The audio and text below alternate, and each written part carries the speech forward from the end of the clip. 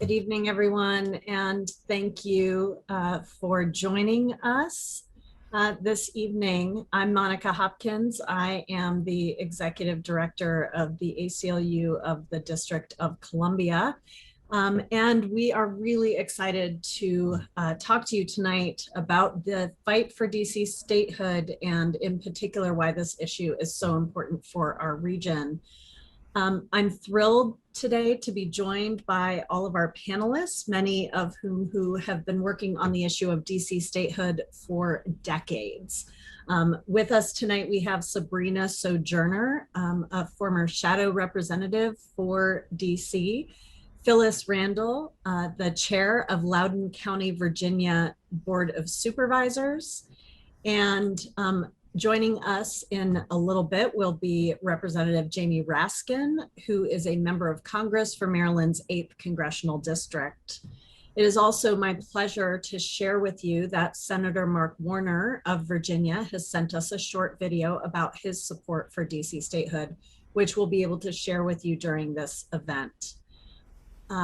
Tonight's program, Ms. Sojourner, Chair Randall, and Representative Raskin will each speak briefly about DC statehood issues from their perspective. And after that, we'll have plenty of time for questions and answers from attendees and our panelists.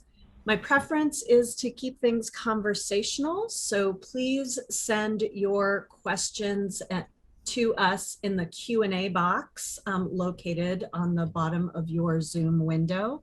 And we'll do our best to get through as many of those as possible and the questions that were sent to us when you registered. We also have live closed captioning on your screen. And if you would like closed captioning, you can enable that by the closed captioning button at the bottom of your screen. So once again, ask questions through the Q&A box and use the closed captioning on the bottom of your screen. First, we will recap where we find ourselves in the campaign today. The people who live in the District of Columbia have been denied our full rights for more than 200 years because DC is not a state. The over 700,000 people of DC, the majority of whom are Black and brown, do not have voting representation in Congress, do not have control over our criminal justice system, cannot pass our own local laws without waiting for a months-long review from Congress, during which implementation for critical laws related to everything from LGBTQ issues, immigration, and public health is delayed and can be overridden entirely. The residents of DC couldn't even vote for president until 1961. So tonight we'll dig into so much more, from how lack of statehood is a critical racial justice issue, how lack of statehood limits DC residents' abilities to enact criminal justice reform, and talk about the road forward and some of the barriers and opportunities here. Honestly, it's a lot to fit into just 1 hour. So I'm thrilled to be able to welcome our speakers, starting with former DC Shadow Representative Sabrina Sojourner. And Sabrina, I will turn it over to you. Thank you, Monica. Excuse me, I'm very happy to be here. And part of what I want to talk about is a couple of things that get left out. And I wanted, though, when I point to your question, or the Representative Raskin has arrived, and I know that he is short on time, so I'm going to defer back to you, Monica. Well, welcome, Representative Raskin. We're really excited to have you here, and we have just sort of started, and so I want to give you an opportunity to just sort of give us a little bit of an update of what has gone on in the House and what brings us to this moment in DC statehood. So welcome. Awesome. Well, thank you for inviting me, Sabrina. Thank you for your kindness. I was just in my Rules Committee meeting, so forgive me for being late. let me say a couple of things. In the big historical picture, DC statehood has made really extraordinary and remarkable progress. When Eleanor got that vote in 1993, it failed 2-1 in the House of Representatives. It got a bare majority of Democrats, meaning more than 100 Democrats voted to oppose it. It did have one Republican support it, but other than that, all the Republicans opposed it. Now we're in a situation where every single Democrat in the House supported it, except for one. We unfortunately lost our one Republican supporter, but it's passed the House of Representatives twice. And something that was deemed to be total, long shot impossible is now very much at the core of how Democrats feel about what's going on in America today, because it's a fundamental voting rights, democratic self-government question with the important civil rights components to it.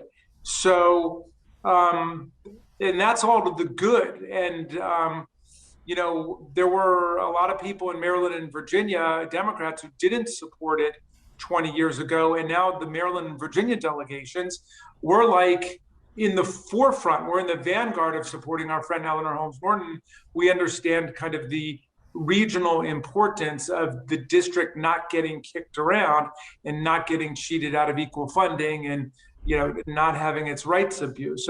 So all out of this to the good. On the Senate side, again, on the good news side of things, it's remarkable that almost every Democratic senator is a co-sponsor of the DC statehood bill. And again, that's historic progress. The fact that it's all come down to Senator Manchin from West Virginia and Senator Kyrsten Sinema from Arizona, that's remarkable that the names of the people who are standing between us and forming a majority. Having said that, it has, of course, become a partisan football. Now that it's gotten so much traction and momentum, of course, the Republicans are organizing against it. They are fundraising against it. They are taking it very seriously to try to destroy the prospects of statehood. So they're leaning heavily into two arguments. One of them is the traditional argument that the seat of government is the seat of government is the seat of government, and you simply can't alter the boundaries of it. But we know that that's false because in 1846, Congress modified the boundaries of the federal district to cede Alexandria and Arlington and parts of Fairfax County back to Virginia. And so that would have to have been unconstitutional for them to be right about the frozen nature of the district, which of course is at odds with the text of the Constitution, because the district clause says no more than 10 miles square, but it doesn't say and no less than 1 mile square. There's no floor, there's no basement to it. It's just a ceiling. It can't go any bigger than that. So we view that as essentially a frivolous argument. And the meaning of HR 51, of course, is to redraw the boundaries of the seat of government so that the mall area, the National Capital Service area, the Capitol, the White House, the Supreme Court, federal buildings become the seat of government. So it still exists. The district constituting the seat of government still exists. The residential lands are yielded to the state of Washington, D.C., Washington, Douglas County, which is then admitted by Congress under Article 4, Section 3. And they say, well, you need a constitutional amendment to do it. You don't need a constitutional amendment to do it because Congress, under the district clause, exercises exclusive legislation over the district to become the seat of government, meaning that we can do with it as we will, including shrink the boundaries of it, as we have done multiple times before. So remember to tell people there's never been a state admitted by constitutional amendment. There's never been a state that's been challenged in the Supreme Court because the court has been very clear that this is a political question in the legal sense. It's a political question in the sense that it's up to Congress on a non-reviewable, non-justiciable basis. It's not up to the courts to determine the wisdom of a statehood admission. Their other argument now is about the 23rd Amendment. And the 23rd Amendment, of course, was adopted to give people in the District of Columbia the right to participate in presidential elections, to vote. That purpose is completely vindicated by the statehood admission because people admitted through the new state will vote for president and also will get to vote for U.S. senators and representatives and have all the powers of self-government. So how is it unconstitutional? Nobody's been able to explain to me whose rights are being violated. Now, it is true that the remaining seat of government, the White House and the couple of buildings there, should not have 3 electoral college votes, and everybody agrees to that. In HR 51 itself, there's a provision which deactivates, repeals the federal statute that organizes the presidential electors for the District of Columbia. So the Congress acts like a state legislature right now for the district. And so just like the state legislature in Maryland has to set up the electoral college process, Congress has to set it up for DC. And so Congress just turns off the switch. The problem's over at that point, but Eleanor has properly said, we are going to move for a constitutional amendment to repeal the 23rd Amendment. You don't need it sitting around in the Constitution as kind of constitutional, just flotsam and jetsam, which is what it would be. But even if it did, let's say that it's sitting there and nothing is happening, how does that violate the Constitution? There are a lot of parts of the Constitution that have been superseded by events, like the Fugitive Slave Clause, which is still in the Constitution. It's never been repealed. It's just sitting there. So it doesn't make it unconstitutional. It makes it, a little bit messy, but in any event, it's not unconstitutional. And you can't even put it on the same scale as the massive violation of the rights of hundreds of thousands of American citizens who have no representation in the US Congress. So I think that we are really isolating the constitutional questions, the political question, and the moral question.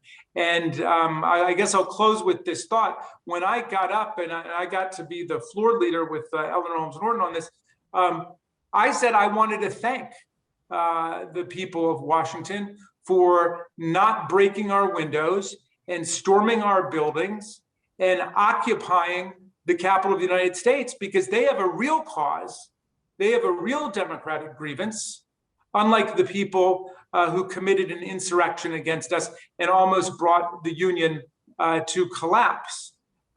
So I would not want to see 712,000 people come and storm the building. I wouldn't mind seeing 712,000 people have a nonviolent march and protest, like the March on Washington, to demonstrate the absolute imperative of making this happen. And forgive me, I'll say one final thing, which is, our colleagues gave the game away at a number of points on the Republican side when they'd get up and they'd say, all of this is about two new senators, 2 new Democrat senators, 2 new liberal Democrat senators.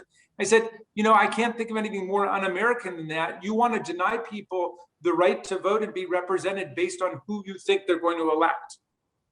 And that is a complete assault on the democratic idea. But I'm not going to play, naive about what American history has been like. Statehood admissions have almost always been very political in that sense. They've been very controversial, which is why so many states have entered the Union in pairs, like animals boarding Noah's Ark, right? Kansas-Nebraska Act. Kansas and Nebraska came together. The Missouri Compromise between Missouri and Maine, Hawaii and Alaska, the last 2 states to come in. And the Republicans have had it in their platform since World War II that Puerto Rico should be made a state. It's the Republican Party of Puerto Rico, which has been the big champion of statehood. Great. The Republicans want statehood for Puerto Rico. The Democrats want statehood for Washington, D.C. Let's make a deal. Let's put them together. Unless they're not serious about statehood for Puerto Rico. It's been in their platform for more than a half century, right up until 2020, when they didn't have a platform because, Donald Trump was their nominee. So the platform is whatever he says. But in any event, we should be able to come to a political compromise on that if they want to view it in purely partisan terms. I yield back to you, Mom. Yeah, so thank you so much, Representative Raskin, for this. There's one other argument that seems to play out with folks, and that is the argument that the compromise isn't, let Puerto Rico in as a state too, but if we really want the vote, why don't we just have retrocession? Why don't we just, retrocede DC back into Maryland? And so can you speak to that a little bit? Well, the same thing could be asked of the people from West Virginia who sought statehood, which used to be part of Virginia, the people of Tennessee, who used to be part of Virginia, the people of a number of states. Vermont used to be part of New York, Maine used to be part of Massachusetts. The answer to that is a political and historical and sociological answer. What do the people want, right? They're not listening to the people of Washington, D.C. So go and talk to some people who live in Washington and ask them why they're not seeking to rejoin Maryland. Why do people in Washington want to be their own state? And the people in Washington have exercised their rights under the First Amendment and under the Ninth Amendment to form a new state. You have a right under the Ninth Amendment to get together to form a new state and then to petition for admission. So, I mean, I don't think it would be crazy if people said they wanted to come back to Maryland. And as a Marylander, I would love it. I love Washington, D.C., but that's not what people are asking for. People are asking for statehood for themselves. So for me, it's a matter of basic civic respect that you listen to your fellow Americans about what they want and why. And so on that note too, when we're talking about retroceding back into Maryland, and tonight we're sort of talking about the importance for this region. I know, Chair Randall, one of the things that the Metropolitan Washington Council on Governments talked about was the importance of, DC being the sort of third leg of this three-legged stool with Maryland and Virginia and DC. Can you talk about sort of the impact of not having a voice in Congress has on this region? Well, sure. Well, first of all, thank you for having me. I said earlier, I'm on vacation today, but I was told that Representative Raskin would be on this call. And I was like, I don't care if I'm on the moon. I'm going to make sure I get on this call. So it's such an honor to be here with you, sir. The Council of Governments, which is the governing body for the metropolitan area, so DC, Maryland, Virginia, took a vote on this. And, so we had a unanimous vote. Every jurisdiction in the Council of Government has two people that sits on our board of directors, and unanimously, every single elected official voted for this and voted unanimously and enthusiastically for it as well. In addition, there was a DC statehood special task force of which I was part of. And what was asked of us was, one, to put the resolution forward, but also to ask every single county in the Council of Government to have a separate resolution that they put forward from their county. I think Loudoun may have been one of the last to go. It didn't pass unanimously, but it did pass. DC, it has 712,000 people, the representative said. The DMV area has about 6 million people. And unlike other states, the travel through the DMV is almost seamless. You don't always even know when you've left Virginia and hit the DC line. And in Loudoun County, we have federal departments, the Customs and Borders Protection sits in Loudoun County, Virginia. The Drug Enforcement Agency sits in Loudoun County, Virginia. We have, McLean, Virginia, with all the intelligence there, places in Maryland. And so this is a very, very interconnected region. But beyond that, beyond it being just important for the region, there is something to be said about just the rightness of this effort. People who live in DC fight in our wars. They are in the military, they are first responders, and we call on them to do all those. We call on them to be full citizens when the sacrifice of citizenship for this great country is required. Yet when it comes to having a vote in Congress, then they become less important to be citizens. And so that is also an issue, not to mention the DC, the federal workforce sits in the DMV, many of them in DC. And so, when we talk about what's important for DC and what's important for the region, it's impossible to divorce that from what's important for the country. You cannot tell me that when the federal government is sitting in a place that the people who work for you, who get your Social Security checks out, who take care of you in every way, don't have a vote. And so we have made this a DC issue, and for obvious purposes that I've already stated, a regional issue. But there's also a place where it's just the right thing to do. There is a place of right and righteousness, and this is where this issue falls, and has been here for quite some time. I said earlier, I can't believe there are things we're still talking about in 2021. This is one of the things we shouldn't be talking about anymore. Can I add something to Phyllis's beautiful statement right there? Yeah, absolutely. Okay, but I wanted to just pick up on 2 points. One is the whole question of federal employees, okay? And this was raised several times during the House debate. I don't know about the Senate side. I wasn't there for the debate, but it was said that this is a population in DC just of federal employees, so you're giving them their own state. Well, to begin with, the overwhelming number of people who live and work in Washington, do not work for the federal government. They have other jobs they work for. They are teachers, they are business people, they are truck drivers, they are, they're professors, you name it, they're engineers. Like every other state, like every other state. Like They're every other place. nonprofit leaders? They're nonprofit leaders. Okay, so that's number one. Number two is we don't disenfranchise federal workers, whether they live in Washington or Washington State or Illinois or Florida. We don't disenfranchise them. They have a right to vote too. So that's an important point to think about. And the other is that, all of the people who are making these arguments that the people of the capital city should be disenfranchised come from states where the people who live in the capital city of the state are not disenfranchised. What if they said, well, if you live in Sacramento, you're not represented in California, right? You live in Richmond, you don't get to be represented in the General Assembly. I mean, you just look around the world and you see that we're in a unique situation. We're the only democratic country in the world which disenfranchises the people of the capital city. If you did that to people in France, if you told the people who live in Paris, they're not represented in the French National Assembly, you would literally have another French Revolution on your hands because of that. But the other point I wanted to make was about first responders that Phyllis made, because this was another thing that really got to me, because we were talking about DC statehood right at the same time recently when we were talking about what happened to us on January the 6th.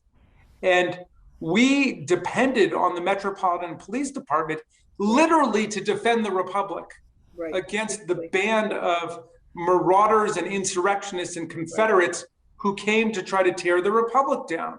So we're depending on people from the Washington, D.C. Police Department, many of whom, if not most of whom, live in D.C., to come and defend a Congress that they're not represented in against people who want to tear the whole thing down.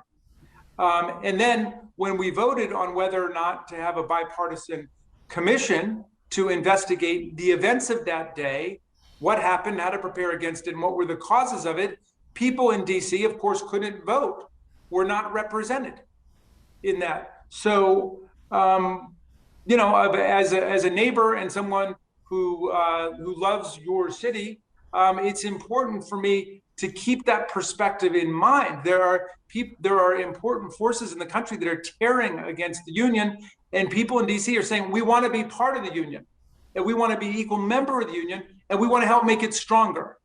And by the way, we pay more taxes than the people of 20 states put together, and we're contributing a lot. So, I think you guys have a very just cause. And if I have any criticism of it, it's that you are not advocating passionately enough the indignation of the current situation. I would actually, on that last point, agree with you. I think it's been a point of contention and tactics for a long time. There have been times, as you know, when we did, with the helps of members of the House of Representatives, get into the streets and demand that our issue be taken up and be taken seriously. And yet, here we are still in 2021. It's still a question mark. The fact that we actually did make it out of the House is very important, and it's still a question mark. And in many ways, the the list of arguments that the Republicans are presenting against it are just the latest iteration of specious arguments. And that's always been the best argument that they've had. They've never had a good argument against why we should be treated differently than anybody else who lives in the United States. And as you said, we are the only citizens of the capital of a country who is treated differently than the rest of its nation. In fact, when you look at all governments, we're the only citizens of any government who are treated differently than the rest of the people in that regardless of the style of government. And the reason that our vote was taken away from us to begin with had to be because we were growing into being a cooperative multicultural government, and the Congress could not stand that.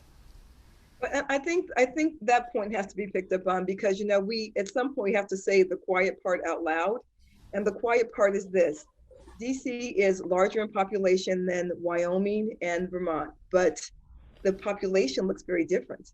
And so if the population of DC looked like the population, voted like the population, believed like the population of Wyoming, we probably wouldn't be having this discussion with Mr. Raskin's Republican colleagues in the Senate.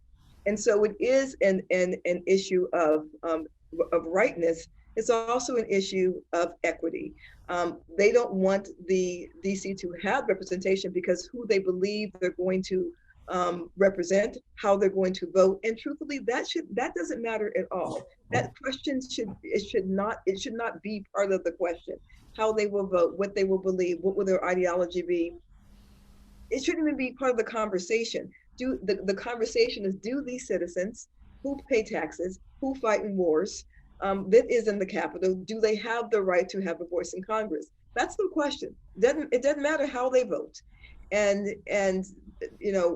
we kind of walk around the issue of, DC is Black and brown people, and that's how they think they're going to vote. And that is the bigger issue for Mr. Raskin's colleagues. And truthfully, when we did a resolution for DC statehood in Loudoun, it passed 6-3. My colleagues who were Republicans didn't vote on it because they said it doesn't matter to Loudoun County. And I said, we literally call ourselves DC's wine country. Like we literally tout the metro, going into DC. We literally tout Dulles Airport because it's part of the DC, it's DC's airport, it's part of the DC metro region. We tout DC all the time in the entire metropolitan area until it's time to give them a vote. And then they are those people. I think it's really interesting. All of you have sort of talked, I love this framing, Chair Randall, to say these things out loud about the fact that this fundamentally is not a partisan issue. Like, it has been turned into a partisan issue, but what we are talking about are these American ideals that our country was built on, and a system of government that we call a representative, representative government in a democracy that is political in nature, how we form, how we make our laws, all these things, but it should not be partisan. And it is because of these things that it is now a partisan issue. And I wonder, since we have you just for a little bit longer, Representative Raskin, if you could talk about what you see as sort of the barriers now that this bill is out of the House and into the Senate. What are some of the barriers you see coming up to getting statehood passed? Well, there's one major procedural and one major substantive barrier, and the procedural barrier is the filibuster. It's the same thing that's keeping us from passing the universal violent criminal background check on gun purchases, which is supported by 95% of the American people, that went, sailing through the House. But it's the filibuster, and HR 1 on defending voting rights and getting rid of gerrymandering, the filibuster, and prescription drug reform, the filibuster. So I would say that's our major procedural thing. The major substantive barrier is just kind of the elusive and ill-articulated supposition that it's somehow unconstitutional, which it's not in any way. I mean, only Congress has the power to admit new states. There's never been a statehood admission that has been rejected by the Supreme Court. Now, of course, they're all talking about that. They're trying to lay the predicate for a challenge to it. But, to my mind, people in DC really should be looking at the question of Puerto Rico and lifting that up, and asking the question, if each party has embraced a different candidate for statehood admission, why don't we do what's happened countless times before, put them together and vote, and at the very least put them to the lie if they really don't support statehood for Puerto Rico. At that point, and I'll remind our watchers that if you have questions for us, please put it in the Q&A box, and we're monitoring those. There is this question someone has asked in the Q&A that Puerto Rico, for Puerto Rico to be a state, does it have to be economically viable? Does a jurisdiction actually have to be viable in some of these ways economically, or have certain populations, or all of these other things to become a state?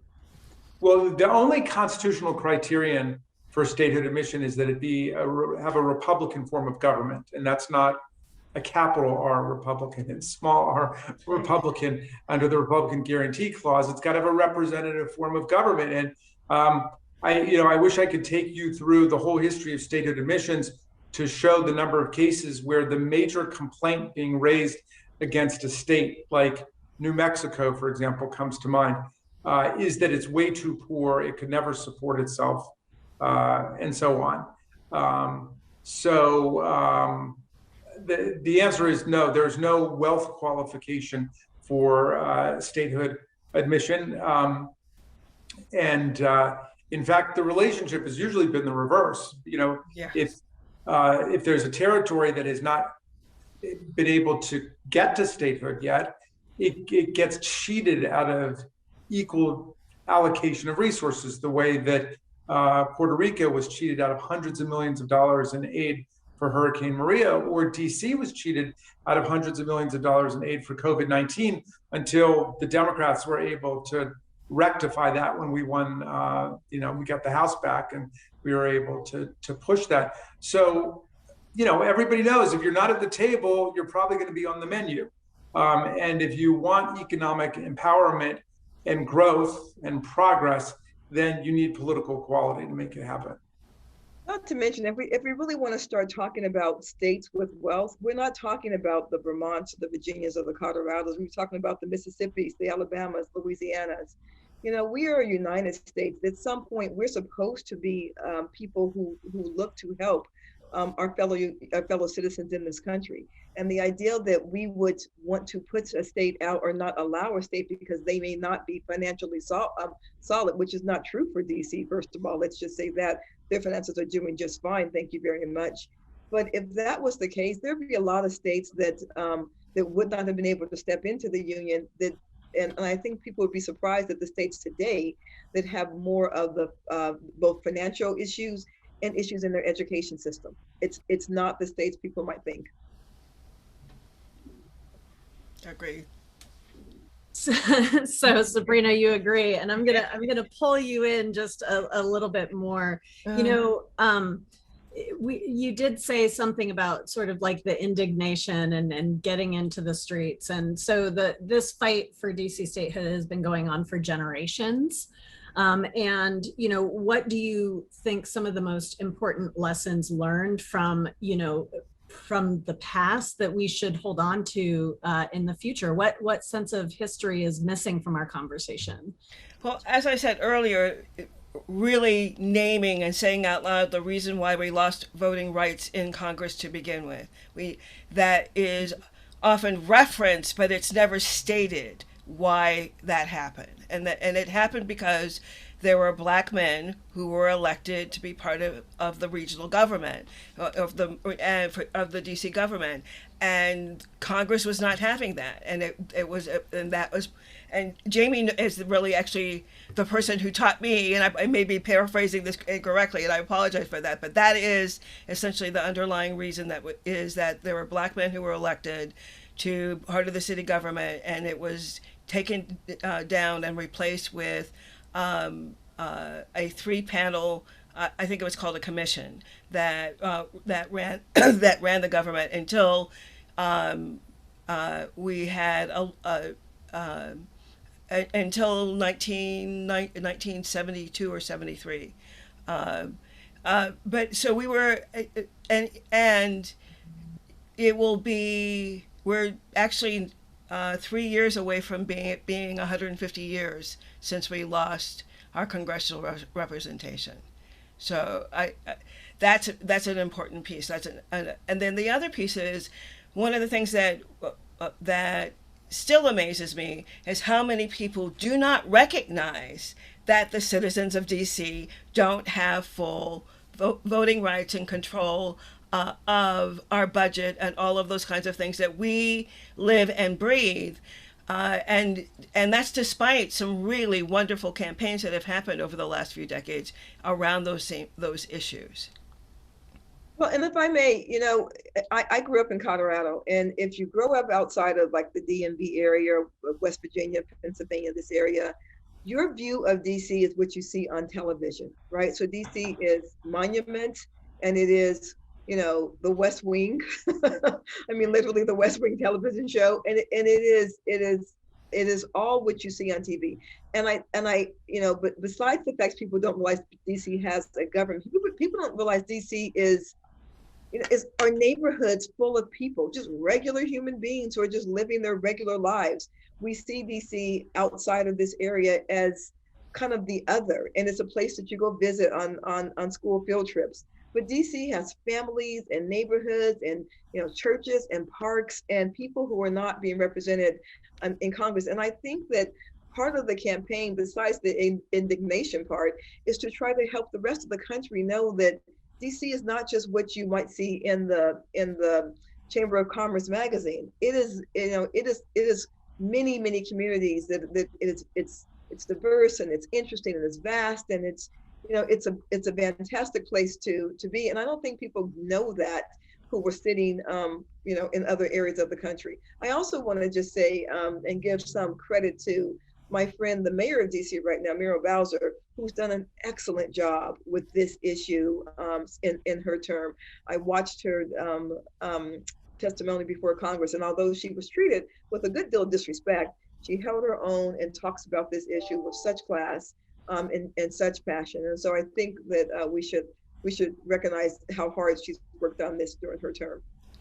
Yeah, thank you. I agree with you on that. And I think it's important to recognize that that the coalition within DC and even in the region that has come together to support statehood is also a very multicultural coalition. And that's also not often recognized.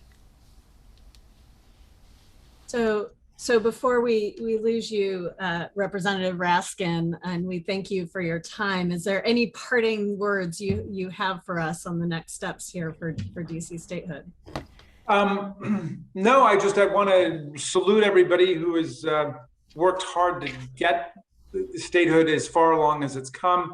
There are obviously some tough battles left to fight, but most of these states have taken 30, 40, 50, 60 years to get it all right. So people shouldn't give up hope, but now's the time for a lot of creative tactics to advance the cause of DC, and the internet makes that possible. And, a lot of the opponents of DC statehood who like to belittle Washington and make fun of its government and its people and so on, should know that you have their number. Where their votes come from, where their districts are, and you can get there by internet or maybe back in physical reality one of these days. I